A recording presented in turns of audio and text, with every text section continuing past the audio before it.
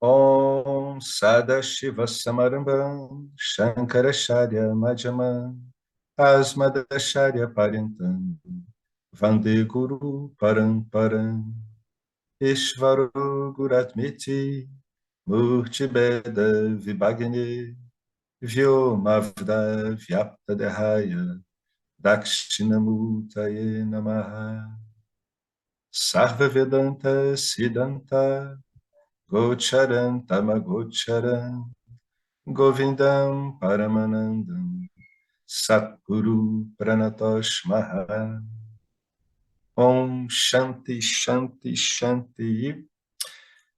Bem-vindos a mais um encontro do livro Experiência e Conhecimento, onde o James, baseado em trocas de e-mail ao longo dos anos, ele aborda, né, de vários ângulos, dependendo da pergunta, esse assunto da experiência e do conhecimento. Discernir experiência de conhecimento é a base do ensinamento vedântico. Então, boa noite a todo mundo, boa noite Marcelo Aranda, Mauro, Castoldi, Carmen, Irene, Henrique, Lucas, Andréia. Então, a gente parou aqui, a gente está no capítulo 2, e a pergunta e o assunto é Vedanta. Então, troca de e-mails baseado no assunto Vedanta. Fundamentalmente, por que Vedanta, né? Por que Vedanta? Por que está metido com Vedanta? Aí, depois dele explicar, ele agora entra nesse tópico aqui que é delicado, né? Que ele não é difícil de entender, mas muitas pessoas não compreendem bem. Que tem que se deter com certo cuidado para entender o que quer dizer essas qualificações, né? Porque o que é a qualificação? Se você olhar uma qualificação como a gente olha do modo ocidental, né?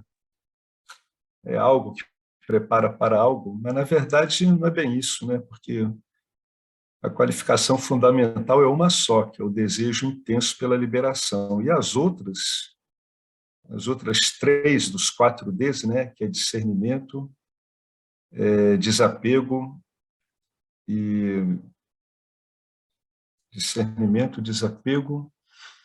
desejo. As outras qualificações elas vêm com base nesse desejo pela libertação, né? Então, como é que ele aborda isso? Vamos ver como é que o James ele direciona isso.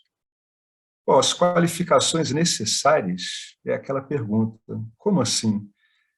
Aí o James diz assim, você não está qualificado se... Aí ele começa logo aqui, ó, você vê a experiência como sua fonte primária de gratificação.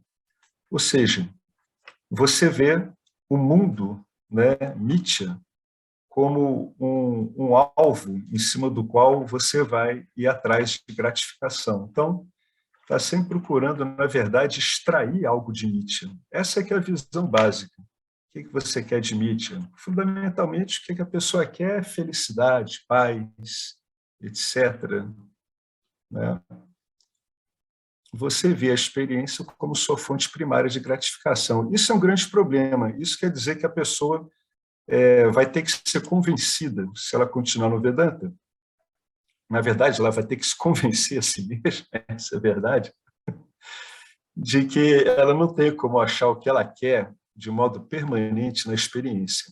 É claro que o indivíduo sapeca, né, uma felicidade aqui ou ali, um momento mais agradável, né, também passa pelos dissabores, mas realmente o que as pessoas procuram é algo duradouro, né? A gente sempre procura algo duradouro, é por isso que a gente depois procura manter.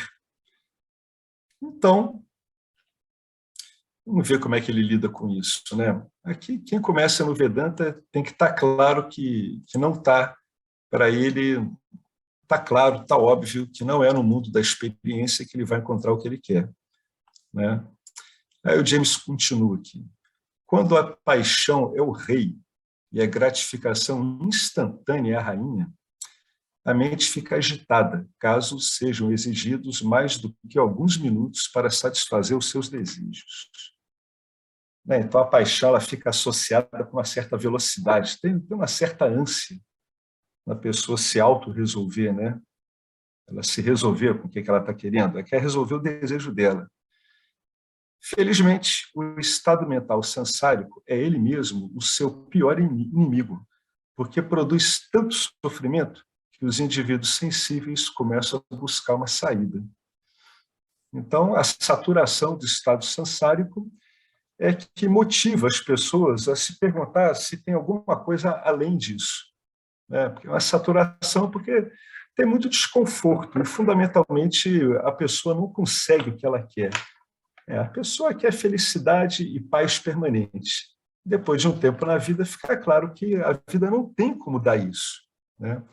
Invariavelmente, a primeira visão de iluminação que se apresenta para as pessoas é uma visão experiencial, alguma experiência libertadora, né?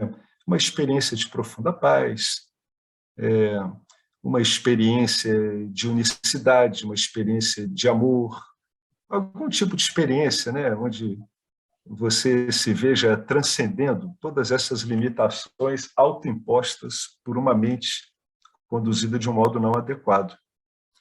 Né? Do útero ao túmulo, a vida é uma série de experiências. Então, é natural ficar apegado à experiência e nos definir pelas nossas experiências. Quem seria eu sem elas? Ou seja, eu vou continuar a ler aqui e depois eu vou puxar uma ideia aqui que ele está indicando, que é o fundamental na experiência. No fundo, por que a pessoa fica apegada à experiência? Ela procura experiência para ter felicidade, ela acaba agarrada na experiência. O que ela está querendo, na verdade, na experiência? A resposta está aqui, ó. Quem seria eu sem essas experiências? A ideia de que não precisamos de experiência para sermos felizes nunca nos ocorre. Apesar de ser uma experiência natural e inevitável, a morte nos apavora como se ela, aparentemente, delineasse o fim da experiência. Quando ele fala aqui, ó, aqui em cima, onde eu disse que eu ia voltar, do útero ao túmulo, a vida é uma série de experiências. Então, é natural ficar apegado à experiência e nos definir pelas nossas experiências. Ou seja, nós estamos acostumados a ter a nossa identidade baseada no mundo fenomênico. Por isso que a gente fica viciado nas experiências.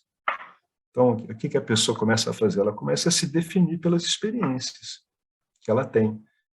Se ela tem uma experiência de ser um professor, ela vai se definir como professor. Se ela tem uma experiência de ter filhos, ela vai passar um tempo se definindo como cuidando de filhos. Então, na verdade, o problema da ignorância é que, ao colocar você em contato com a experiência, você passa a ter uma série de possibilidades de identificação. E essas possibilidades de identificação são concretizadas por uma mente não observada, por uma mente não conduzida, por uma mente não trabalhada. Uma mente não trabalhada, ela vai espontaneamente procurar associações. E essas associações acabam configurando identidades. Então, esse fundamentalmente é o problema. Né? Nós estamos procurando a felicidade na experiência e, além disso, estamos definidos pela experiência.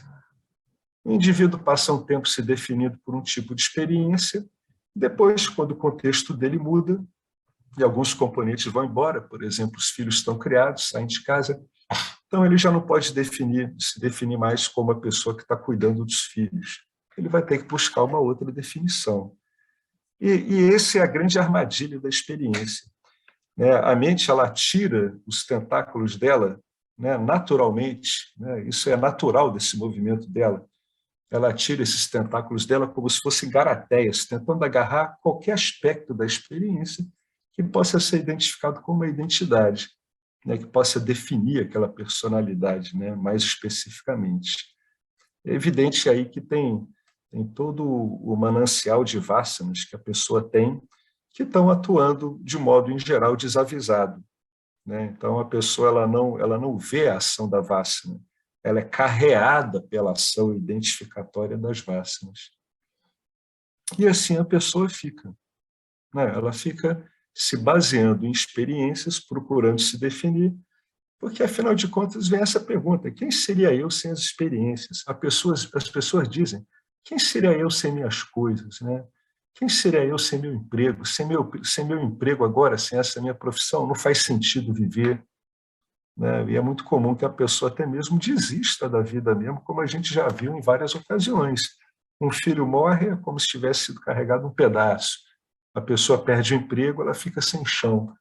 Então, o que acontece? O que isso quer dizer? Que a identidade dela está baseada em volatilidades, né? Em eventos, em experiências que vão se mostrando dentre outras experiências. E assim ela fica indefinidamente, até que, por um motivo inexplicado, essa dúvida assalta ela, né? Será que tem alguma coisa a mais aqui? Esse momento pode ficar muito inerte, muito sem movimento. Uma pessoa pode experimentar um limbo com essa dúvida por muito tempo, né? Então, quando a pessoa ela entra nessa dúvida e ela acaba vendo que a saída por isso é uma saída onde ela precisa de ajuda, onde ela vai precisar ter alguma orientação, essa pessoa já está muito bem, né? Uma pessoa pode passar muito tempo no limbo achando que a vida é assim mesmo. Tem uma hora que vê-se que ela em si não tem sentido em si, né? Ela toda hora ela falha o chão para essa pessoa o tempo todo, ela não é um apoio confiável, e a pessoa acha que a vida é assim mesmo, né? Mas graças a Deus muitas pessoas elas fazem aquela pergunta: será que tem algo além, algo que está fora da minha compreensão, do meu alcance dos sentidos, né? Então, esse é o primeiro problema, né? A gente está agarrado na experiência porque ela gratifica e porque a gente está acostumado a inserir a nossa identidade, né? Coletar pedaços de identidade na experiência. Então, a gente vai ter uma personalidade que é essa coisa multifacetada que a gente conhece, né? Tem vários aspectos, eles mudam com o passar do tempo, a perda de um ou de outro embaraça a pessoa. O que se espera para uma pessoa que chega ao Vedanta é que ela tenha entendido que no mundo da manifestação ela não vai ter o que ela está querendo, né? Então, uma pessoa dessa, de uma certa forma, ela meio que já está vendo que esse monte de objetos, que a gente chama de objetos materiais, objetos densos, não tem como dar para ela a permanência, né, de completude, a permanência de plenitude que ela está querendo. Ela quer algo permanente, né? Assim somos nós. Essa busca por uma coisa permanente é meramente um reflexo da nossa verdadeira identidade, né? Como ela é imutável, como ela basta a si mesma, a gente faz uma série de sobreposições de Satya e Mithya. A gente atribui a Mithya, né, a nossa identidade. A gente atribui a Mithya a nossa identidade de um modo velado, né, transformando essa projeção em objetivos a serem conseguidos para que eu consiga a minha plenitude original, né, a minha completude original em cima dos objetos voláteis. É uma armadilha clara, mas a gente se dá conta dela depois de muito engano, apesar dela ser tão óbvia, né? Ela é óbvia, mas a princípio ela não parece tão óbvia, né? Aí ele continua aqui: você se esforça para ficar nas experiências positivas e evitar as negativas, naturalmente, né? Procurar a felicidade também é uma outra projeção da nossa verdadeira natureza no mundo mutável, né? Como parte da nossa natureza é plenitude, isso aparece no mundo mutável como felicidade, como contentamento. Isso aí a gente vai delinear no mundo objetivo como experiências agradáveis, experiências que somam positivamente. Então, de novo aqui, a gente está naquela velha dinâmica da dor e prazer, né? No fundo, a gente se esforça para ficar tendo prazer. Esse que é o problema. Mesmo sabendo que isso aí vai durar pouco, né? A gente sempre avalia o prazer não através de uma visão com discernimento, com equanimidade. A gente avalia pelo suposto bem que está fazendo a gente. Então, a gente quer aquilo o tempo todo. É como se a gente tivesse viciado em drogas. E, na verdade, é um vício mesmo, é um vício de drogas, né? Só que é uma droga onde você tenta extrair dos objetos uma coisa que eles não podem lhe dar. O objeto não pode lhe dar nada, muito menos algo permanente. E a pessoa fica muito confusa, porque o problema é que ela vê todo mundo se comportando assim reiteradamente. Esse que é o problema. Então, a pessoa, basicamente, ela é carreada, ela é carregada, né, pelo funcionamento normal da sociedade. Já que todo mundo faz isso, a pessoa acaba vendo que tem que ser assim. E se ela não encontra, ela põe a culpa nela. Então, é por isso que, às vezes, é interessante a pessoa tentar avaliar conforme o Nisargadatta Maharaj falava. O Nisargadatta Maharaj dizia que uma pessoa tem que ser capaz de aprender com o erro dos outros. Então, uma pessoa que está vendo que todo mundo diz para buscar felicidade nesse mundo fenomênico, ela está vendo que as pessoas dizem tudo isso o tempo todo.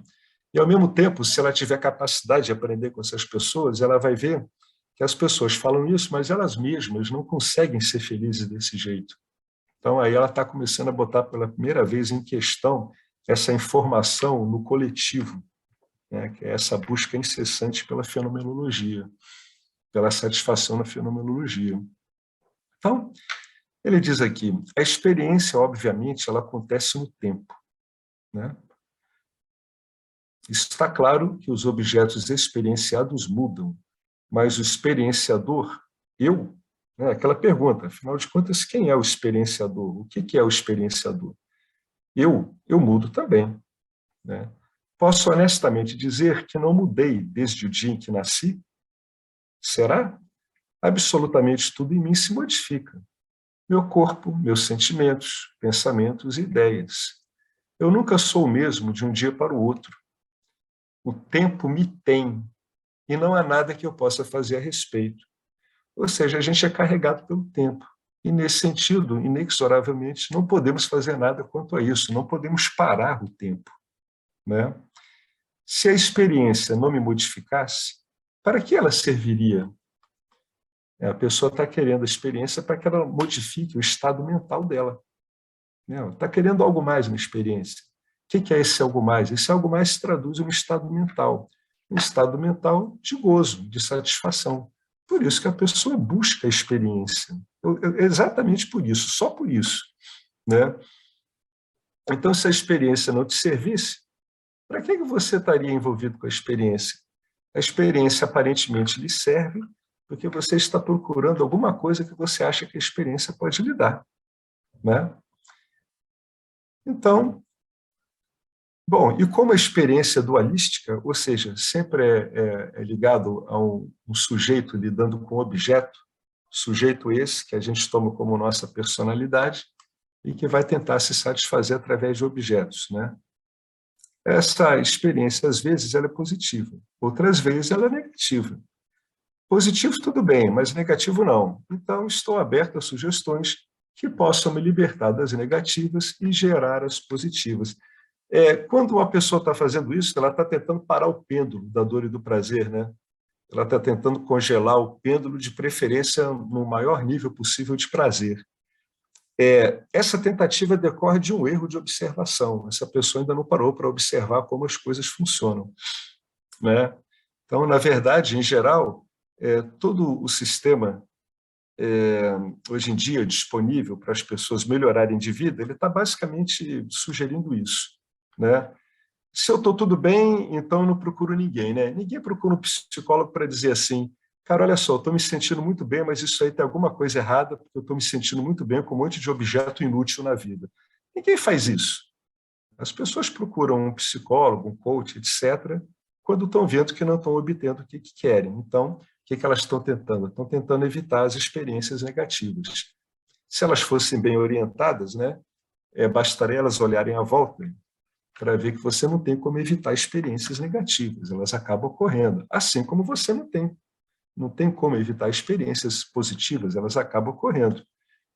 Mas a gente tenta ficar com a cereja do bolo, né? O que tem de melhor no bolo. Na verdade, uma fração significativa da minha energia é gasta calculando qual curso de ação fará com que eu me sinta bem e qual curso fará com que eu me sinta mal. Eu estou planejando. Então, isso quer dizer o seguinte, que eu tenho uma expectativa né? Como eu não posso saber com certeza quais serão os resultados das minhas ações, frequentemente eu me vejo desesperançoso, confuso e incapaz de fazer qualquer coisa. Eu estou prisioneiro de expectativas. Já tive muitas decepções e agora eu estou prisioneiro dessas expectativas, porque com o tempo eu acabo vendo que eu não tenho como garantir as minhas expectativas. O fato de não garantir minhas expectativas, saber que não tenho como garanti-las, não vai me impedir de atuar do mesmo jeito. Tem um componente inercial muito forte aí. Então a pessoa está sempre repetindo a mesma coisa, né? É muito incômodo uma personalidade reparar isso, porque se ela reparar, se ela tiver com discernimento bom, né, ela vai reparar que ela é uma criatura robótica, né? E é mesmo. O Giva, ele é uma criatura robótica. Ele está sempre tentando obter a mesma coisa da mesma forma, né? Ele está sempre no mesmo jogo, tentando obter os resultados que ele já teve algum tempo atrás e que não foram nem permanentes, mas ele vai insistir de novo. Então ele está rodando um programa, né? E quando ficar claro que o que você fizer sempre vai ter essa série de problemas, vai consumir suas expectativas, vai consumir sua energia na hora de planejar, vai te assombrar com os erros do passado, com os fracassos do passado, né? Nesse momento, a pessoa vai ficando meio inerte, ela vai ficando tamásica, porque ela não consegue, né, dar seguimento mais àquele movimento emite. Então, ela realmente, muitas vezes as pessoas ficam desesperançosas. É quando a pessoa diz assim, desisti de viver, não tem mais interesse em nada disso, mas, na verdade, continua com interesse e fica esperando que algum acontecimento vá sacudir a vida dela, né? No momento que a vida dela parasse, se ela tivesse bem orientada, ela não ia estar esperando que algum acontecimento viesse sacudir a vida dela, que parou. Não, ela estaria vendo que a vida parou porque ele fez uma constatação que vale a pena. Então, estaria faltando aí uma orientação para incentivar essa pessoa a continuar com o questionamento, né? Mas aí ela teria que estar bem amparada, teria que estar bem orientada, por exemplo, por um professor de Vedanta, né? Com as escrituras adequadamente elucidadas para essa pessoa que parou. Mas também tem que ver se essa pessoa que parou ela estaria interessada em tentar, né, se deixar perguntar se realmente tem algo mais. Então, na verdade, é uma série de fatores. Ele vai continuando.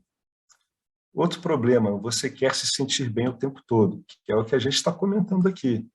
A pessoa ela quer a cereja do bolo. Ela ainda não compreendeu que a dor e o dissabor fazem parte da vida. Então, a maior parte das pessoas tem essa imaturidade emocional. Elas ficam obsessivamente fugindo do desprazer e não conseguem ver, através da observação da própria vida e do aprendizado que ela tem olhando a vida dos outros, que o que é comum é que a gente não consegue escapulir do desprazer, né? Então, não há como me sentir bem o tempo todo. Mas, como eu disse um pouco acima, a inércia buscando isso é muito forte, é muito hábito, né? Já é tempo demais condicionado a lidar desse jeito. Então, a pessoa, às vezes, ela pode até questionar isso, mas ela vai ter um movimento inercial muito forte de querer buscar experiência para, mais uma vez, depois de bilhões de tentativas, tentar se sentir bem o tempo todo, mesmo ela não tendo confirmado isso na experiência dela, né? Isso é uma coisa impressionante. Quer dizer que a pessoa que está envolvida com a experiência, ela não está estudando a experiência em si, ela não está avaliando a experiência em si, ela está lidando com a experiência porque, através da experiência, ela quer obter um alvo, ela quer obter um objeto que lhe deixe bem o tempo todo. Mas isso só mostra que ela não se deteve analisando como é, na verdade, uma experiência de tentativa de obter satisfação para o Giva. Ela não se deteve ali. Alguns se detêm e acabam concluindo isso, né? Que tudo é muito fugaz, né? Você vai vendo como a imensa gratuidade da vida. que é a gratuidade da vida? É um jogo de soma zero, né? Ela está lá, nunca vai te dar exatamente o que você quer, nunca vai tirar de você o que você acha que deveria ser tirado, que é a sua insatisfação. Né? A vida fica uma coisa muito gratuita, fica algo meio que sem sentido, sem valoração. Né? Mas, mais uma vez, a pessoa vai lá e volta a fazer tudo o que ela faz sempre. Né? O tempo todo, no fundo, ela está lutando para manter uma identidade. Né? A vida, né? O campo dármico, vamos falar assim, é melhor usar uma linguagem aqui do Vedanta, o campo dármico ele é muito conservador, né? Então, a tendência de que haja forças que mantêm o Jiva procurando, né, manter a identidade dele, se assegurar, ela é muito forte, ela é uma pressão muito intensa, muito contínua. Por mais que ele tenha fracassos, isso vai estar sempre ocorrendo. Ele vai estar sempre repetindo isso, sempre procurando alguma coisa na experiência. Né? Então, quer dizer que talvez ainda não tenha amadurecido, ainda não esteja maduro para ver que realmente desse mato não vai sair cachorro mesmo. Então, o cara quer se sentir bem o tempo todo. Se alguém disser que é um tipo especial de experiência que faz você se sentir bem e nunca termina, eu mesmo vou atrás dela agora. É o que eu mais quero. Né? Se você pudesse me mostrar uma experiência dessa, é o que todas as pessoas estão querendo. Né? Essa é a base da propaganda, é a base de tudo isso, é que é uma experiência maravilhosa que não vai terminar. É por isso que você vê, né, as pessoas nas propagandas, elas obtêm coisas e estão sempre sorrindo. O que elas estão querendo? Elas estão querendo sempre estar com esse sorriso. Né? Isso é uma manifestação da plenitude delas. Só que elas estão deixando essa projeção ocorrer sem saber o que está acontecendo com elas. Então, a tendência é repetir. Né? Então, o James está brincando aqui. Se você me disser que tem um tipo especial de experiência que faz com que eu me sinta bem o tempo todo, e isso nunca vai terminar, eu já estou correndo atrás dela desde agora. É o que todos nós queremos. Se eu tivesse uma experiência de plenitude sem causa, uma que não dependesse de um evento externo, eu estaria, talvez, mais inclinado a aceitar a ideia da iluminação experiencial.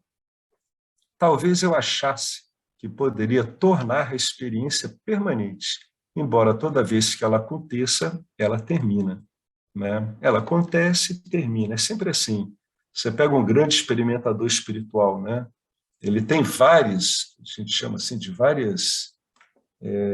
Uma vez eu vi um rapaz da sociedade, né, para a divulgação da consciência de Cristo, ele chamava isso de conquistas espirituais. Né?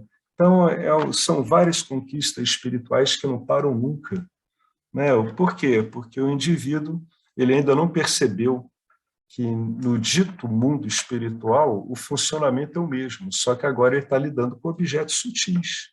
Né? Mas o funcionamento é o mesmo, é a mesma coisa. Agora ele está lidando com objetos de outra natureza. Eles não têm materialidade, mas possuem um impacto tremendo no seu veículo de experiência, que é o corpo sutil. Né? Essas experiências causam uma tremenda sativização no corpo sutil e, com isso, uma tremenda vontade de que elas sejam permanentes ou, pelo menos, que sejam repetidas ad infinitum. Né? É a velha armadilha funcionando. Né? Então, isso aí seria o quê? Seria eu achar que toda vez que eu estou tendo uma experiência dessa, onde a minha mente está sativizada e aquela luta para manter a identidade egóica, né? Para proteger a identidade egóica através da experiência, essa luta aí agora ela deu uma paradinha. Né? Todo mundo quer isso. Né? E isso foi suplantado o quê? Por uma baita de uma experiência satífica, onde não entram, né, nenhum desses problemas egóicos. Quando a experiência passa, aí o Vedanta diz, né, as vasanas voltam a atuar.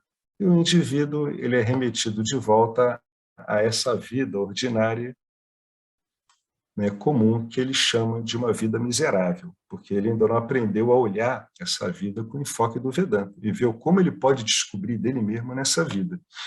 Então, Quando o grande sábio Patanjali, né, o decodificador do yoga clássico, diz que tudo que preciso fazer para torná-la permanente para me tornar um yogi. Quão difícil pode ser isso? Né? Eu vou ter que agora buscar, na minha experiência, uma das definições de Patanjali, de yoga, que é a supressão dos vritis mentais. O que é yoga? Tem isso lá nos Yoga Sutras. Yoga é quando ocorre a supressão dos vritis mentais. Então, eu estou sem esses vritis mentais, que eles são patrocinados pelas minhas vasanas, e agora eu tenho uma mente maravilhosamente satívica. Ou uma paz profunda, uma bela experiência espiritual, né, de qualquer natureza, e agora eu estou agarrado em experiências que vão tentar retirar os pensamentos da minha mente. Alguns dizem que o problema é a mente, ela deve ser destruída, né? No Vedanta fica claro para a gente que o problema é o condicionamento da mente, ou seja, aquilo que faz a mente funcionar de modo não adequado. Uma mente condicionada, ela não tem como funcionar adequadamente, porque à medida que uma experiência muda, uma mente condicionada vai dar a mesma resposta para aquela experiência que ela deu antes. Então, acaba que uma mente condicionada é uma mente inadequada para lidar com os vários acontecimentos que estão ocorrendo na vida, as várias experiências. Você não pode aceitar o fato de que nenhuma experiência dura para sempre. Isso é um fato, e porque ele não é aceito, é algo que só pode ser explicado por essa luta tremenda dessa personalidade de continuar se autodefinindo de modo experiencial, né? Tem recursos no campo dármico para que isso se perpetue indefinidamente. Quais são eles? São as vasanas não observadas. Vasanas não observadas fazem com que o jiva ele trabalhe o tempo todo do mesmo jeito, né? Então, mesmo sabendo lá dentro, no fundo dele, que nenhuma daquelas experiências vai durar para sempre, a potência dessas vasanas não observadas vai sempre levar ele ao mesmo ponto. É aquela vida robótica que a gente falou lá em cima. O indivíduo está sendo pensado inconscientemente. Ele não pensa. Ele está sendo levado pelos seus pensamentos o tempo todo. Os pensamentos, as pessoas às vezes acham que elas estão pensando. O Jiva às vezes acha que aqueles pensamentos são a grande originalidade dele. Não. Esses pensamentos que acometem a mente das pessoas, desses bilhões de pessoas que estão no planeta, eles são como qualquer objeto no mundo manifesto. Eles são deflagrados automaticamente. O fato de um Jiva achar que ele é autoconsciente, o que é um outro engano, ele acha que ele é consciente por si mesmo, de si mesmo, isso é um outro engano. Faz com que ele entenda que ele é o autor daquele fluxo de pensamentos que estão chegando na mente dele. Então, agora ele não está ainda compreendendo que ele está sendo carregado por uma estrutura condicionada de pensamentos, que não são pessoais. Eles não querem dizer especificamente a ele. Não querem dizer que tem uma relação especificamente àquele jiva, mas são os pensamentos habituais que chegam ali nele, tal como você tem um porto onde chega uma quantidade habitual de navios que também chegam em outros portos. Então é por isso que as pessoas veem, muitas vezes, que elas têm um modo de pensar muito parecido um com a outra, porque elas têm uma composição de vasanas que faz com que aqueles pensamentos acabem se assemelhando. Eles estão expressando como é que ela lida com a vida dela. Então, como sempre, a pessoa está sempre agarrada de novo num sistema que ela não para avaliar. Ela não está avaliando o que é esse sistema. Ela continua focada onde? Quando a gente diz focado na experiência, na verdade é focado nos resultados que a experiência pode trazer. É isso que a gente entende por estar acompanhando, estar agarrado na experiência. Por que eu estou agarrado na experiência? Porque eu quero que a experiência me dê alguma coisa. É sempre assim, eu quero que ela me dê alguma coisa. E o que é isso que eu quero que ela me dê? Felicidade permanente. Esse é o resumo, né? Então, é isso que a pessoa fica procurando. E é isso que é normal. Isso é normal, é comum. Todos os jivas estão trabalhando desse jeito. Do jiva que faz os atos mais abomináveis até os jivas mais santos, eles estão lidando com isso o tempo todo, né? O desejo de se sentir bem eternamente é uma fantasia, porque o samsara, o mundo da experiência, é uma mudança permanente, né? A única coisa permanente no samsara é a impermanência. O que é permanente no samsara? É a impermanência dos objetos. Não há uma experiência especial no samsara que não se modifique. Não há uma experiência pontual, não há uma experiência localizada no samsara, pessoal, que ela não se modifique. O experienciador, esse eu, está no tempo e os objetos de experiência estão no tempo também, incluindo todos os estados da mente. Como é possível que duas coisas em constante mudança, o experienciador e o experienciado, possam produzir um estado mental que não mude? Como seria possível isso? Isso não faz sentido, né? Se o experienciador muda o tempo todo, né?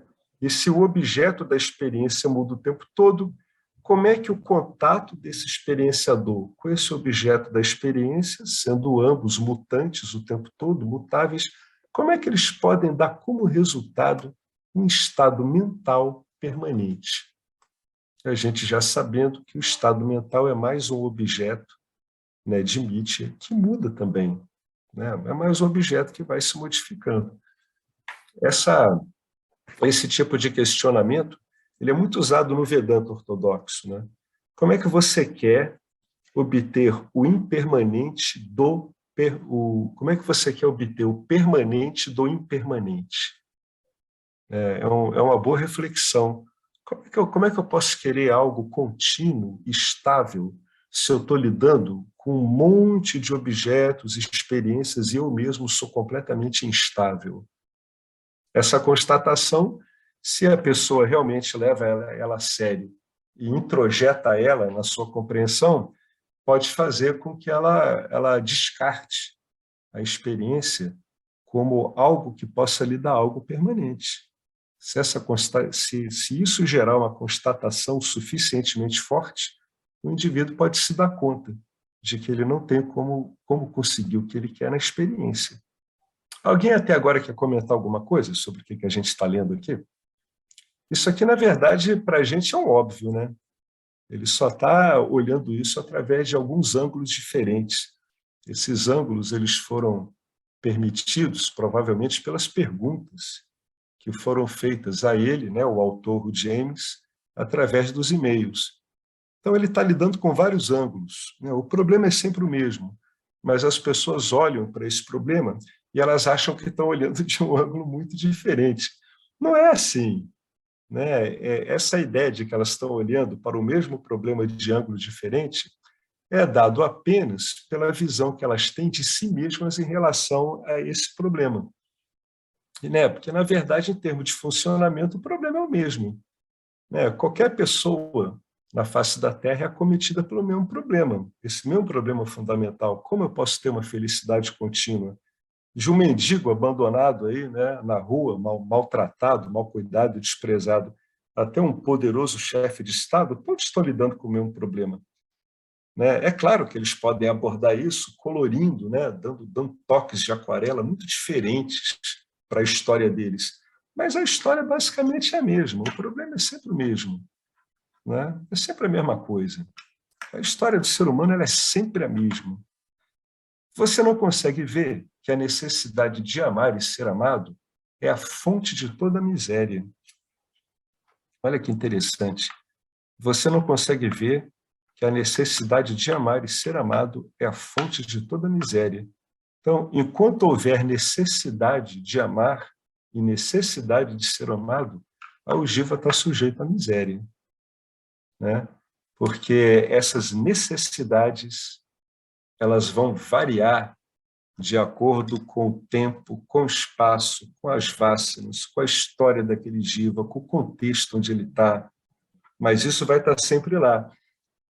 É isso que a gente chama de amor, né, que também é um nome que a gente dá quando a gente entra em contato com a experiência, um nome que está refletindo a plenitude que nós somos, é que é o grande problema do ser humano, porque quando a gente está lidando com uma necessidade de amar e uma necessidade de ser amado, a gente está lidando com um amor condicionado. Um amor condicionado nunca tem como expressar a plenitude que você é. Em hipótese alguma. Não tem como. Se o Jiva ele sabe que ele é a própria plenitude em si, ele é o próprio amor em si, ele vai para a experiência imbuído desse espírito. Ele não vai buscar na experiência isso.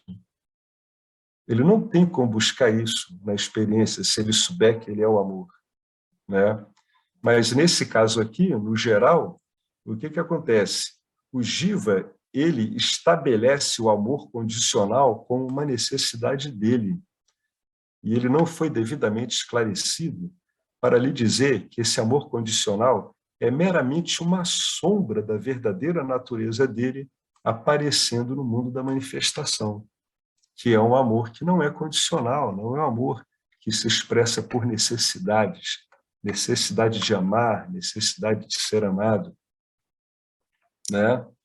Então, no fundo, toda essa história, na verdade, ela começa por amor, né? Toda a história do ser humano, na verdade, é uma história de amor.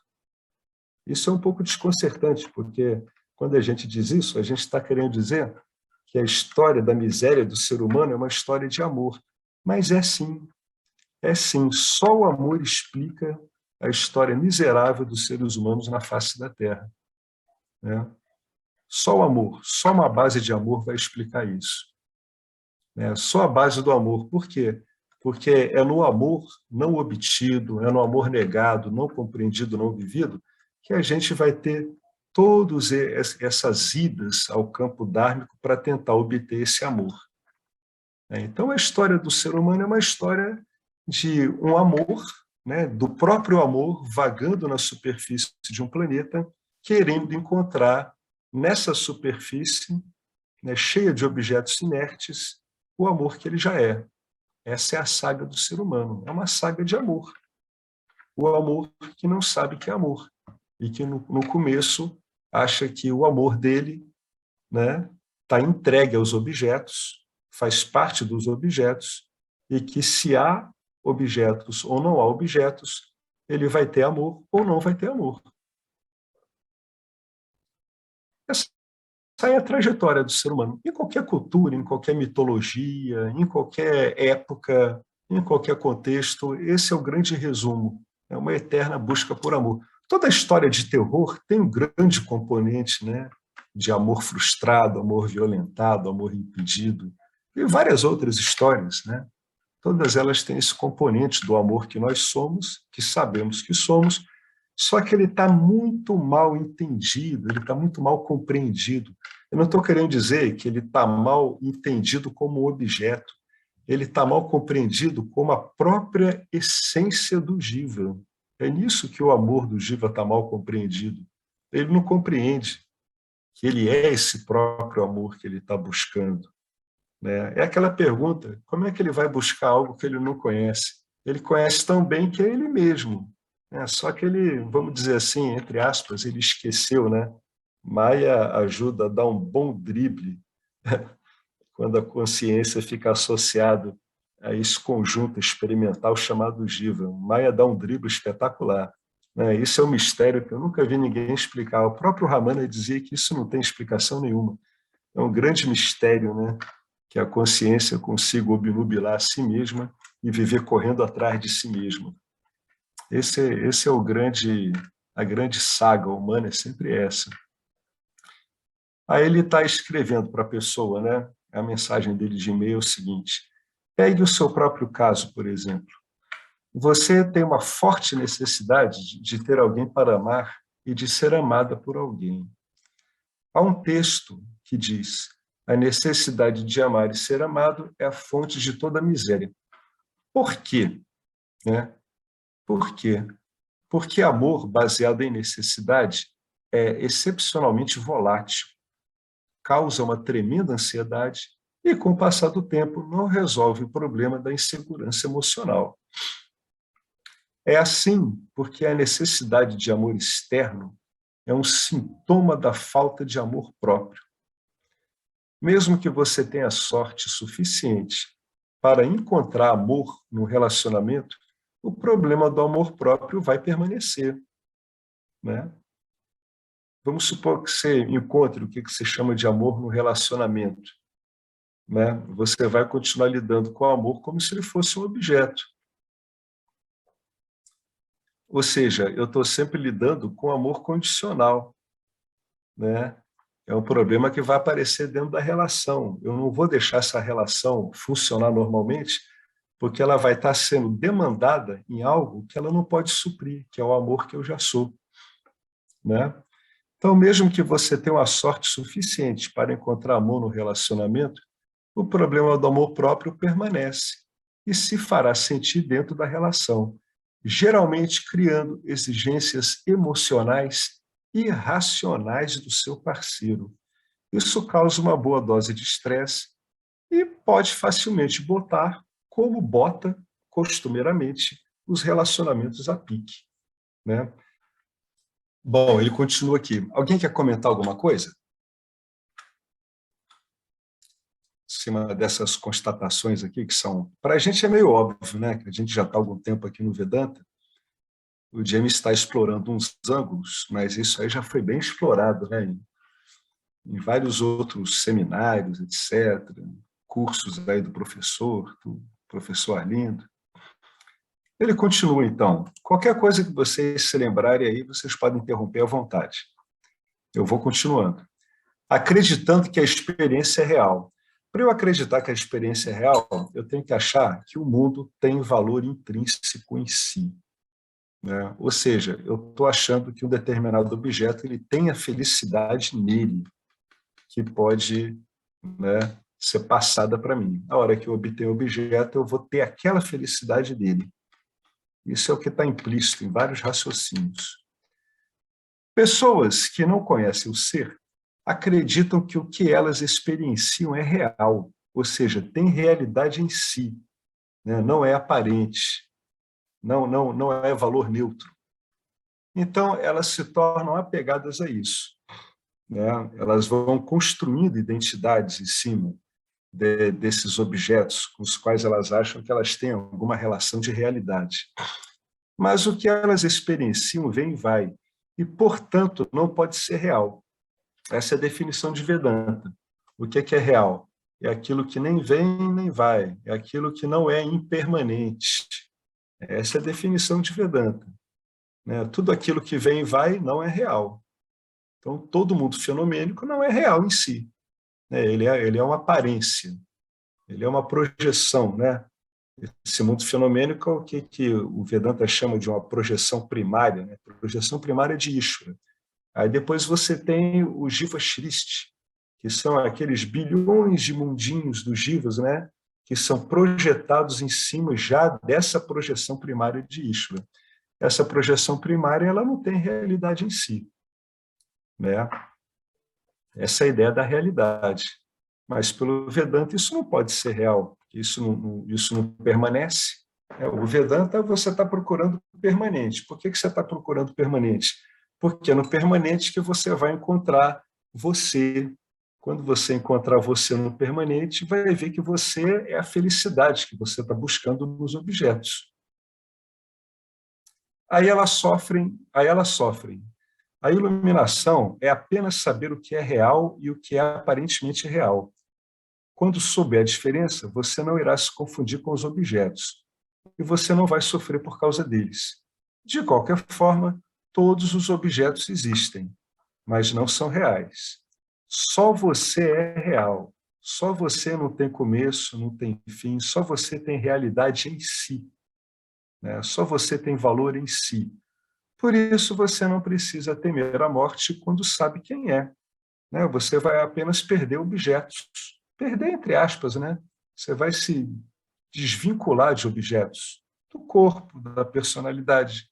E por isso você é feliz quando sabe que é a consciência. Você sabe que nada pode modificá-lo. O que é real não se modifica. Bom, aqui tem uma coisa interessante, ó. Iluminação é apenas saber o que é real e o que é aparentemente real. Isso aqui é baseado naquele ensinamento do Bhagavad Gita que o Krishna fala para o Arjuna. Ele diz que no verdadeiro conhecimento, né, aquele que conhece tem que saber de duas coisas. Ele tem que conhecer o campo dármico e ele tem que saber do conhecedor do campo dármico. Ou seja, o que Krishna está dizendo, olhando de uma linguagem mais sistematizada? Você tem que conhecer Satya e Mithya. Por que eu tenho que conhecer Mithya? Porque é em Mithya onde você se confunde. Então, tem que conhecer. Né? E é por isso que o Vedanta estuda a experiência ordinária em termos detalhistas. Né? Ele vai demonstrar que a experiência, né, avaliando a experiência em si, não os objetivos que a gente quer com a experiência, mas ele vai demonstrar que, ao você avaliar a experiência em si, ela não tem a realidade que você confere a ela, quando ela é analisada em detalhes. Que detalhes são esses? O detalhe do autor das ações, três estados, né, que a pessoa passa todo dia, né, estado de vigília, sono, sono profundo.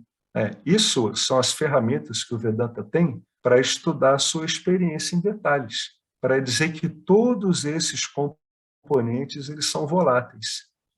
Né? Aí também o estudo das bainhas, né? A bainha do corpo físico, o corpo energético, o corpo mental, a bainha do corpo búdico, a bainha da bem-aventurança. Tudo isso ele está mostrando que tudo isso é variável. Então, o Vedanta ele tem vários ângulos de entrada para a pessoa usar essas abordagens na vida diária dela. O estudo, né, do sujeito-objeto, como está no Drig Drisha Viveka, né, o discernimento entre o visto e o vedor. Tudo isso são recursos que o Vedanta tem. Para quê? Para que você use na sua experiência diária, para que você conheça qual é a natureza da experiência que está ocorrendo. Né? Que experiência é essa que está sempre ocorrendo? Como é que é essa experiência? Será que ela se desenrola de um modo tão diferente como eu achava em relação ao objeto X ou Y? Não, o Vedanta vai mostrar que o funcionamento é sempre o mesmo, porque ele está interessado em estudar a experiência em si. Estudar a experiência em si é o melhor modo de ver que ela não tem valor em si, que ela não tem existência própria. Né? Você vai provar que todos os componentes da experiência, exceto a consciência originária, né, que é um componente permanente da experiência, a gente pode dizer assim, uma linguagem meio aproximada. Tirando isso, todos os outros componentes são voláteis. Como é que o cara conclui isso? Estudando a própria experiência dele, segundo preconizado pelas escrituras. Aí o indivíduo vai ficar claro para ele isso aí tudo, né, que tudo isso é uma falácia que ele está vendo. Né? Não dá para ele dizer que ele é um autor, não dá para ele dizer que ele é um usufrutador, em última instância, não dá para dizer que tem nada permanente, não dá para dizer que nenhum estado mental dele é permanente, não dá para dizer nada, não dá para dizer que nenhum corpo que ele tem é permanente, o corpo físico não é. As ondas energéticas, que muitas vezes dão uma identidade para tantos experimentadores espirituais, também vão ser tratados como objetos que vêm e vão, que não têm realidade em si. E por aí afora. Né? O que é real não se modifica. Tem dois vamos dizer assim, que tem dois axiomas básicos no Vedanta. Esse é o primeiro. O que é real não se modifica. Qual é o segundo? Eu não sou aquilo do qual eu estou ciente. Eu estou ciente de um objeto. Eu não sou esse objeto. Como é que eu estou ciente do objeto? Através dos seus sentidos, através da sua mente. Eu estou ciente de um sentimento de confusão.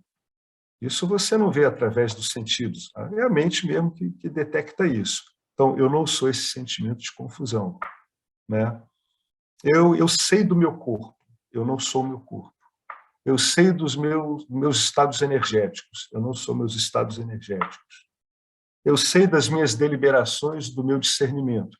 Eu não sou minhas deliberações e nem meu discernimento, né? Eu não sou o meu estado de vigília. Eu não sou a entidade do sonho. Essa é a base. O que é real não se modifica, porque tudo isso aqui que a gente acabou de falar se modifica. Se modifica de que ponto de vista? Daquilo que consegue ver a modificação. Tá? Então, essa é a base do Vedanta. Aquilo que consegue ver a modificação ocorrendo não é essa coisa que está ocorrendo. Esses são os dois axiomas do Vedanta. O que é real é aquilo que é permanente, que não muda, e eu não sou nada do que eu esteja vendo, usando o verbo ver aí no sentido bastante amplo. Essa é a base do Vedanta. Com base nisso, todo o Vedanta ele é desdobrado. Então, para lidar bem com o Vedanta, é só você compreender essas duas saídas básicas. A impermanência, que é fácil notar, e o fato de você não ser aquilo do qual você está ciente. Eu estou ciente de um objeto, de algum modo eu não sou aquilo. Né? Aí ele faz aqui uma crítica, aquelas críticas do James. No mundo espiritual, há muitos professores tolos que dizem que o mundo não existe. Isso é verdade, tem muito professor que diz que o mundo não existe. Mas como é que você vai negar você vai negar absolutamente a existência do mundo se você está envolvido na experiência do mundo? Você tem que olhar isso de outra forma. Mas não há como negar que aquilo que você está vendo está se modificando. Como é que isso não existe? Então, a gente tem que olhar essa coisa de existir ou não de uma outra forma. O que ele está querendo dizer com existe ou não existe? Né? Como é que um professor vai e diz, o mundo não existe, o mundo é irreal. Então, ele não existe mesmo? Bom, claro que não. Uma vez eu ouvi o Rupert Spira comentando isso. Ele disse que quando ele era muito novo, ele foi ter com um instrutor espiritual, o instrutor dizia para ele que o mundo não existia. E ele disse, mas o mundo não existe mesmo? O instrutor disse, não existe mesmo. Aí ele disse que ele olhou em volta e ele disse, pô, mas não é possível. Eu tenho que aprender a olhar isso de outra forma, mas é evidente que tem algo existindo aqui. Né? Eu não sei, eu não consigo definir, mas não dá para dizer que isso não existe. Né? Nós temos o nosso veículo de experiência por excelência, que é o corpo sutil. Ele está aí para que nós passamos pelas experiências. Então não dá para dizer que o mundo não existe completamente, que o mundo é uma absoluta irrealidade. Não é assim, né? Não dá para dizer isso. Então, essa coisa de dizer que o mundo não existe cria um problema, porque é muito claro que o mundo, incluindo o seu corpo e a mente, existem. Você experiencia isso. Como é que isso não vai existir? Você tem que olhar a existência de uma outra forma. Se você não sabe o que é real, olha que coisa interessante. Então você vai acreditar que, se estiver vendo o mundo, você não é iluminado. Por que ele está falando isso? Porque isso é uma dúvida muito comum, gente. Né? Quem vai acompanhando isso há muito tempo, já teve muito satsang, a gente nota essas dúvidas ocorrendo. Né? A pessoa diz, se eu estou vendo o mundo, então eu não sou iluminado.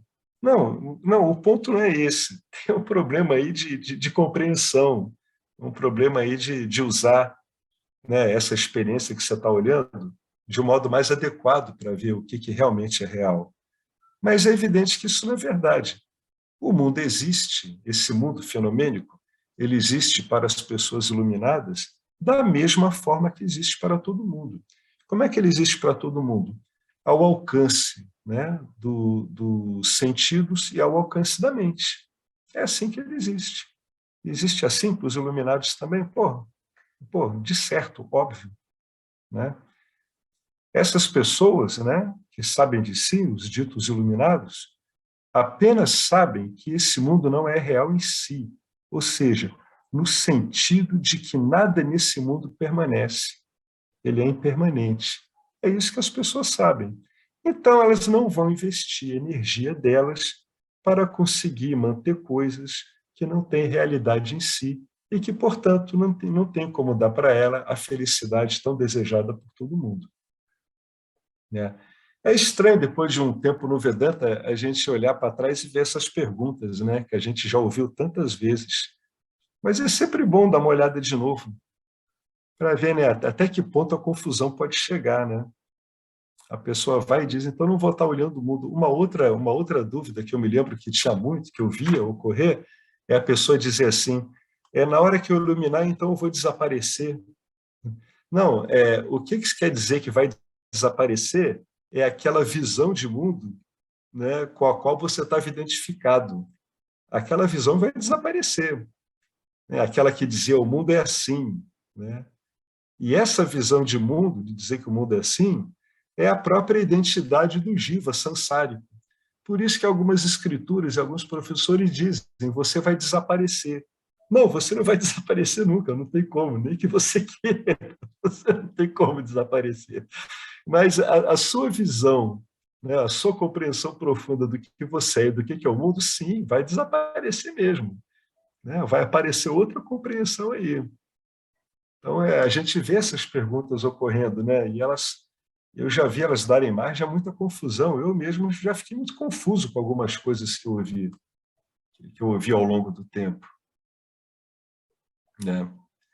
Você não acredita que onde não há mudança, não há experiência. Ou seja, a questão é a seguinte: onde não há mudança, não há experiência. E a pessoa não consegue conceber isso. Por que ela não consegue conceber isso? Porque simplesmente ela não tem registro disso.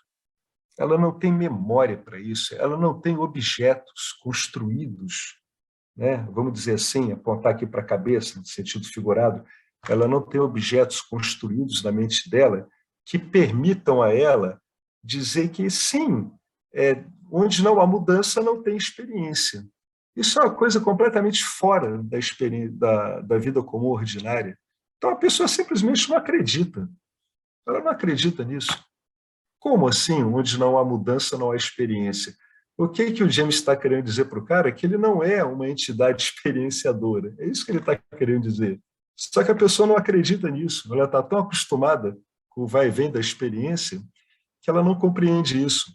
Então, né, nesse meu ser que não há mudança, não há experiência, então eu não sou um experimentador. Aí começa a vir aquela pergunta, então quem está experimentando? Quem é que sabe desse que está experimentando?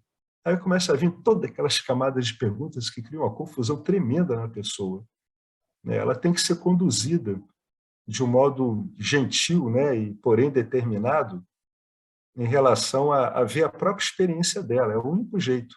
Por isso que cabe a ela fazer esse trabalho, e só ela. Eu sempre falo isso aqui, é o que Ramana dizia, tem trabalho a fazer. Qual é o trabalho a fazer? Investigar. Por quê? Porque só o Jiva pode investigar a própria mente dele, né? Só Jiva e Ishvara. Ishvara nunca vai investigar a sua mente por você, desiste, né? Ishvara não faz essas coisas mesmo. Não faz parte do contrato aqui no campo da manifestação. Não vou fazer o trabalho por vocês. A colocação é simples, né? Cabe ao ser humano fazer esse trabalho, não tem jeito. Ele tem discernimento disponível. Enquanto ele se acredita um ser humano, ele tem livre-arbítrio disponível para isso, né? Enquanto ele é identificado como uma entidade ilusória, essa própria entidade ilusória tem recursos que podem fazer com que ele saia dessa identificação com essa identidade ilusória. Que recurso é esse? Por exemplo, o livre-arbítrio, o discernimento. São recursos que têm que ser usados, né? Até que depois de um tempo, aí a gente vê aquelas afirmações. Pô, o próprio livre-arbítrio, ele é um objeto sutil nesse campo. Essa que é a verdade, ele é mais um objeto sutil. Tá? Então, ele também não é permanente, ele não é real, né? Então, você não acredita que onde não há mudança, ou seja, você, não há experiência. Ou seja, você não acredita que você, no fundo, não é uma entidade experienciadora, né? O experienciador muda, porque ele ou ela é limitado. É limitado por quê? É limitado pelo corpo, é limitado pela identidade, é limitado pela mente, né? É limitado pelos seus ciclos de sono e vigília, Não, ele tem várias limitações, várias, pelos qualificativos que ele traz junto a ele, né, ilusórios ou não. Então, ele é o tempo todo limitado. Até o sono profundo muda o experienciador, pois ele ou ela acorda descansado. Olha que bacana aqui, né? Para aquelas pessoas que dizem que o sono profundo ele é realmente equivalente à libertação, o cara vai dizer, não, espera aí, isso aqui é um modo da gente lidar, né? Da gente estar estudando sono profundo com outro objetivo. Não é para dizer que isso é equivalente à libertação, não é assim. Né? Por quê? Porque modifica o experienciador. O sono profundo é uma experiência. Quem vive o sono profundo é o Prajna Jiva. É ele que está lá vivendo aquilo. Ele é uma experiência, ele sai modificado. Né? O Jiva sai modificado. Quando o Jiva do estado de vigília e o Jiva do estado onírico, ele se resume no Prajna Jiva, aí ocorre o verdadeiro repouso. Tudo desliga. Né? Tudo desliga. E essas entidades, né, estão depois descansadas, né? Particularmente o Jiva de estado de vigília, já que o Jiva onírico ele é basicamente um desdobramento do Jiva do estado de vigília. Né? Então, o Jiva do estado de vigília está descansado, então houve a modificação. Então, o sono profundo ele é uma experiência. Né? Por quê? Porque o experimentador foi modificado, foi mesmo, ele está repousado. A experiência da unidade, essas epifanias, né, que trazem a unidade, e epifanias também de amor, amor único, né, amor incondicional. A experiência da unidade também muda o experimentador, porque agora ele ou ela vai querer mais. Né? Então, ele foi modificado por essa experiência. Então, ele está querendo mais. Né? Então, as epifanias modificam o experimentador. Agora, o experimentador está querendo a epifania de novo. É tudo experiência. Se não tivesse qualquer efeito, não haveria o desejo de obtê-la de novo. Esse é o papel da experiência. A experiência modifica todos os fatores envolvidos nela, exceto o substrato dela, né? que é o átomo. Só isso que não é modificado. Todos os outros fatores, que a gente pode chamar de fator, porque eles entram e saem de acordo com a experiência, todos eles são modificados. O único componente que não é um fator não é modificado. Para experienciar a imutabilidade, teria que haver um experienciador imutável fora do samsara, que pudesse experienciar, né, a imutabilidade. E, de novo, né, assumindo, levando em conta, aceitando a hipótese de que haveria algo fora do samsara. Mas onde não há mudança, não há experiência. Então, qual é o sentido de tentar se tornar um outro experienciador, mesmo que fosse possível? Né? O que ele está querendo dizer aqui? Que onde não há mudança, não há experiência. Então, qual o sentido de ter um experienciador para experienciar a imutabilidade? Isso são modos de dizer que a imutabilidade é você. Ela não pode ser experienciada. Né? Ela pode ser vivida e compreendida como você mesmo. Né? Se eu quero experienciar a imutabilidade, como é que eu vou ter uma experiência de algo que não muda? Está vendo? São questões que as pessoas fazem que, no fundo, elas não têm sentido, não fazem sentido. A pessoa faz essa pergunta porque ela não está bem referenciada no sistema que permita a ela investigar até o absurdo dessa colocação. Né? Com o passar do tempo no Vedanta, a gente não tentaria essas saídas, porque a gente sabe, pelas ferramentas do Vedanta, que isso aqui não tem como ocorrer, né? Como é que eu posso experienciar a imutabilidade? É impossível, eu só consigo experienciar aquilo que muda. Né? Não há como experienciar a imutabilidade. Eu posso experienciar a imutabilidade como sendo eu mesmo. Aí eu estou equivalendo imutabilidade ao ser, ao Atman, à consciência. É um outro nome que eu estou dando para ser. Isso sim, eu posso experienciar como eu mesmo, mas é evidente que eu posso experienciar como algo que não se modifica, né? Que ele está lá o tempo todo à medida que o conjunto fenomênico vai desfilando pela frente, vai vindo e vai passando. Né? Aqui ele está ensinando a pessoa como é que ela pode raciocinar para ela não se perder nessas conjecturas, né? Para não ficar envolvida com isso. Como é que eu vou experienciar a minha natureza?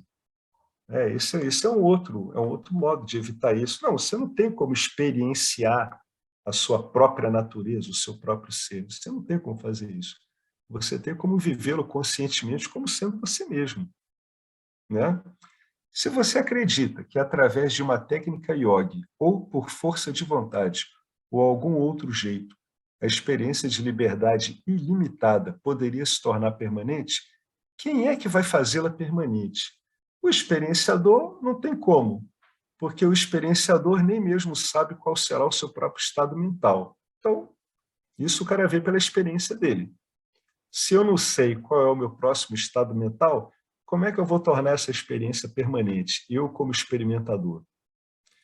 O experienciador, nenhum estado da mente está sob controle consciente do experienciador. Mesmo que ele pudesse controlar seu estado mental ou controle, quando ele ou ela perdesse o controle. Eu estou controlando, eu perco o controle, e aí? Para manter o controle, a concentração é necessária. E o que aconteceria a experiência de ausência de limites quando eu ficasse doente e perdesse minha concentração? Então, isso implica uma coisa muito séria, né? Isso implica que a sua iluminação desapareceria com a saúde do seu corpo, né? Se isso dependesse da sua concentração, a hora que você ficasse com alguma debilidade física ou mental, ou um conjunto de ambos, você perderia a sua concentração e você não conseguiria manter a experiência do ilimitado. Então, aí você agora já perdeu a sua iluminação, ou seja, você perdeu você de você mesmo, o que é, né, logicamente impossível. Tudo isso ele está mostrando, esses raciocínios, para a pessoa ir desistindo desses ganchos, né? A pessoa deve ter feito uma pergunta para ele por e-mail, onde ela deve estar tentando explorar tudo isso. E se eu mantiver o controle, como é que eu faço? Né? Porque com o controle eu me concentro, e aí eu consigo manter um estado mental. Ele está mostrando que no mundo fenomênico isso aqui não é possível. E como é que a pessoa sabe que não é possível? Estudando a experiência dela, se esquecendo dos frutos da experiência, deixa isso para lá, isso não vai dar o que você está querendo. O que eu vou fazer então? Você vai investigar a sua experiência ordinária, para você ver como ela funciona e por que é que a sua experiência ordinária não pode lhe dar o que você está querendo. É nessa experiência ordinária que ele vai tirar todas essas dúvidas. E se eu tiver uma técnica iógica? Técnica iógica é ruim? Pô, claro que não. Yoga é uma coisa fabulosa. Né? Dentro do autoconhecimento, se ele for bem encaixado, ele é uma ferramenta extraordinária.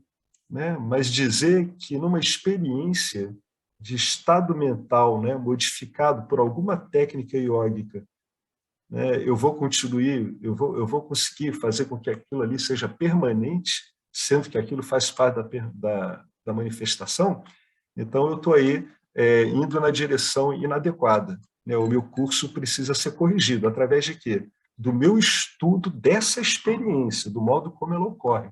Não o bem-prazer que ela está me dando, não a satisfação que ela está me dando, mas eu estou interessado em estudar essa experiência iógica que eu tive, né? Para ver o que está fixo aí, o que está mudando. Essa experiência está mudando. Eu não tenho como mantê-la, né? Mesmo que eu seja um excelente praticante e eu consiga sempre o mesmo efeito, né? Eu sou um excelente praticante, tudo conjura a meu favor, e eu consigo sempre o mesmo efeito, esse efeito não é permanente, né? Depois de um tempo, essa experiência vai embora. Ah, eu vou fazer de novo. Tudo bem, mas não é o que a gente está querendo aqui. A gente está querendo aqui aquilo que é permanente, o que é real.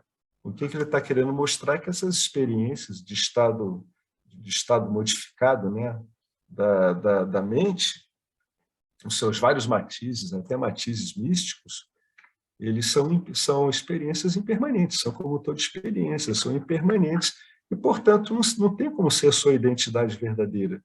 Né? Porque veio e foi. Né? Outro dia eu vi um, um americano, né? Já foi discípulo da Ananda, Tadatta Mananda, ele falando disso, e um dos comentaristas dizia que tinha visto o próprio ser, né? Ele viu uma experiência yógica, como um grande sol radiante, etc, etc, etc. Aí ele falou, e veio o cara e perguntou para ele, você está vendo isso aí agora? Ele, não. Aí, cara, pois é, mas isso aí então é mais uma experiência, por mais espetacular que seja, né? O cara apareceu ali nesse grupo e, se ele tiver condição, ele vai entender o esclarecimento que foi dado a ele por um outro ouvinte ali daquele áudio, né? Quem tiver alguma dúvida, vai colocando, tá? Eu vou ler só mais esse aqui e depois eu vou parar, porque aqui ele tá, aqui agora ele vai partir para qualificação no próximo. Então eu vou terminar esse aqui. Você não está conseguindo ver nesse momento, agora que está me escrevendo esse e-mail aqui, que a ação, sendo limitada, não pode produzir um resultado ilimitado. A ação, sendo impermanente, fazendo parte do mundo impermanente, não tem como me dar um resultado permanente. Isso aí é uma outra investigação que o Vedanta ele usa muito. Então, na verdade, se eu quero obter tudo isso por experiência, então, na verdade, é por ação. Sim, mas a ação ela é limitada, ela surge, dura um tempo e vai embora. Como é que ela vai gerar um efeito permanente? Impossível. Além do mais, o experienciador teria que ser ilimitado para manter a mente permanentemente sob controle. Mas, definitivamente, eu, na minha condição de jiva, eu sou limitado, né? O jiva ele é limitado, ele tem vários limites. A gente já falou disso um pouquinho mais acima. Se fosse ilimitado, não estaria preocupado com a iluminação, já que não estaria limitado pelo sofrimento. É exatamente porque eu me sinto limitado, ou seja, eu me sinto limitado por causa da minha identificação errônea, né? A identificação da consciência com o ego, ela simplesmente é um erro, né? É isso que o Vedanta clássico preconiza. Isso é um erro. O ego ele tem três identificações, né? Ele primeiro está identificado com o corpo. Essa identificação do ego com o corpo ela é dada pelo parábida do corpo, ou seja, o parábida karma do corpo vai definir até onde o corpo vai viver. Então quanto o corpo estiver vivendo, a função egóica lá no corpo sutil está identificado com ele. Uma outra identidade que ocorre, uma outra identificação que ocorre, é entre o ego e a consciência refletida, né? O ego, ele tira o senso dele de existir por si mesmo da consciência refletida, né? Então, também é inerente a isso. Onde há ego, é porque já tem ali uma consciência refletida. Sem consciência refletida, a função egóica ela não liga, né? Nenhuma função do corpo sutil ela liga sem a consciência refletida. A consciência refletida é o interruptor que dá aquela partida para o corpo sutil, clac, aí todas as funções ligam. Então, tem essa ligação, então, do ego com a consciência refletida. Então, realmente, a gente tem ligações aparentes da realidade aparente do ego com o corpo e a identificação do ego com a consciência refletida. Agora, a identificação que existe entre o ego e a consciência, ou seja, a consciência se tomar por um ego, isso é simplesmente um erro para o Vedanta. Isso é algo que pode ser removido através do quê? Do autoconhecimento. Para as outras duas identificações do ego não tem solução nenhuma. Agora, para essa tem, né? Então, é exatamente porque eu me sinto limitado que eu estou interessado em liberdade. Quem se sente limitado é a função egóica, né? E é ela que começa a falar de liberdade. Ela começa a dizer de liberdade. Né? É justamente por causa disso que eu estou interessado em liberdade. Se eu fosse limitado, nenhuma dessas questões surgiriam.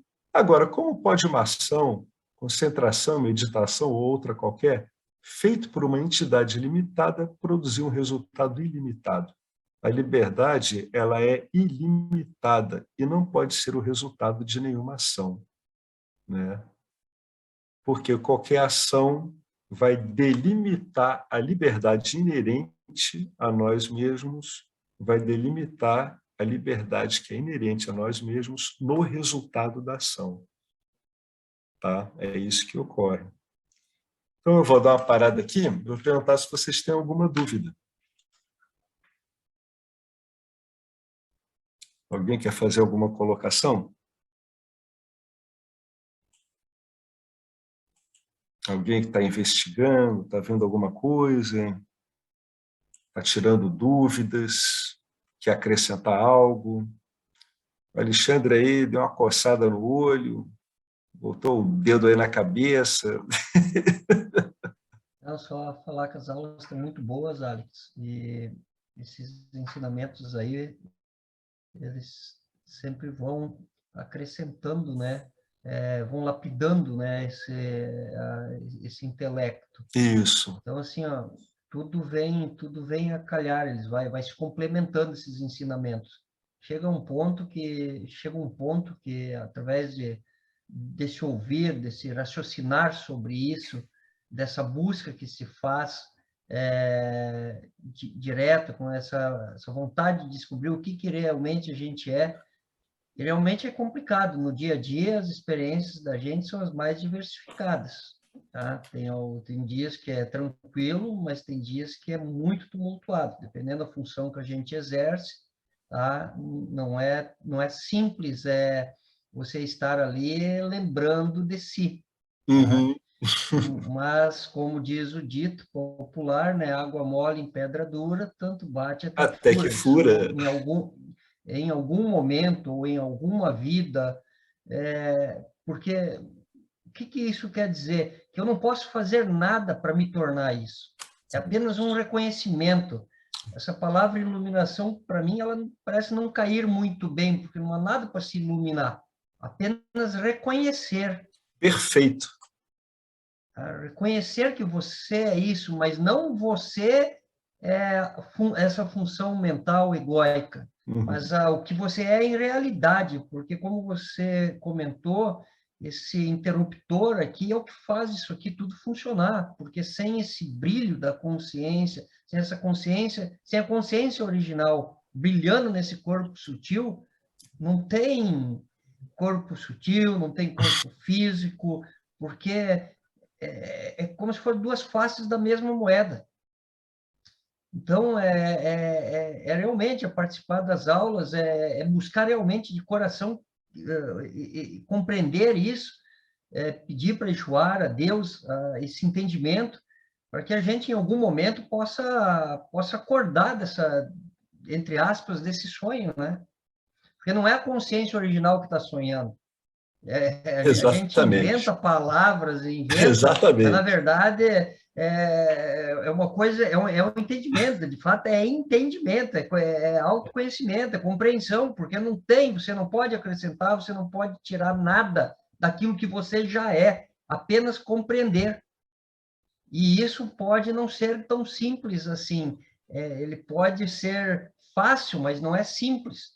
Mas a busca continua, essa compreensão, esse interesse em estar participando aqui, em algum momento isso acontece. Pode não ser nessa vida, mas em algum momento isso vai acontecer. Agradecer a Eixuara pela oportunidade de estar ouvindo esses ensinamentos nas condições que nós temos, porque nosso dia a dia não é fácil, é corrido, a gente não tem tempo para ficar o dia inteiro entoando cânticos, tendo um ambiente propício, como estar num ashram ou estar junto com outras pessoas, onde o ambiente é propício, né, para ouvir isso. No nosso dia a dia, a gente passa a maior parte do tempo envolvido com afazeres do cotidiano. E nós temos esses poucos momentos, essas poucas horas para ouvir aí na quinta-feira contigo, aí, que está maravilhosa as tuas aulas. Nós temos aí as aulas aos sábados com o Arlindo, até então, há poucos dias atrás, aos domingos, agora veio para terça-feira. Uhum. Sim, só dizer, é maravilhoso, agradecer a Deus pela oportunidade de estar ouvindo esses ensinamentos, tá? E agradecer a você por disponibilizar também seu tempo aí para nos ensinar. Gratidão. Obrigado aí, um belo depoimento aí, Alexandre. É isso aí mesmo, é isso aí mesmo. Né? A pessoa vai insistindo, vai insistindo. Cada hora que ela ouve um ângulo diferente. O que é esse ângulo diferente que ela ouve? É provavelmente alguma camada de interpretação que ela está criando, né? Ela vai lá e ouve, pô, mas também não é por aqui. É isso que o ensino faz. Não, também você não vai por aí, não. Por aí não vai dar certo, não é assim. O que vai aparecendo é o que não é, né? É isso que vai aparecendo. É porque a gente O que não percebe o é. que a gente vem mudando ao longo desse aprendizado, tu vem mudando a forma como você enxerga isso, tá? E realmente tu vai removendo a poeira. E às vezes a poeira ela está em camadas mais profundas, não está só na superfície do espelho, não. Sim. E isso e conforme tu vai ouvindo isso, tu vai percebendo que o buraco é mais embaixo, É. que tem que você não percebe a tua mente trabalhando. Realmente é um hospício a tua mente. Mas é mesmo, parece um monte de voz maluca, né? Cada voz é uma identidade, né, cara? Exatamente, vai mudando, são centros que vão mudando, vão trocando. Você concorda com alguma coisa de manhã, de tarde você já não concorda, já é como se tivesse diversos eus, né? Nesse eu também que é falso, né? Que é uma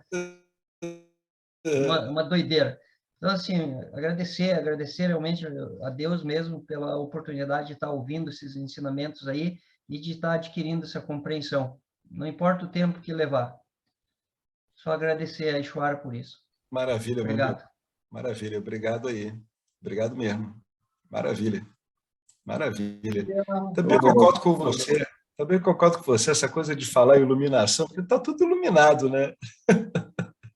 É uma compreensão. Alguém quer falar mais alguma coisa?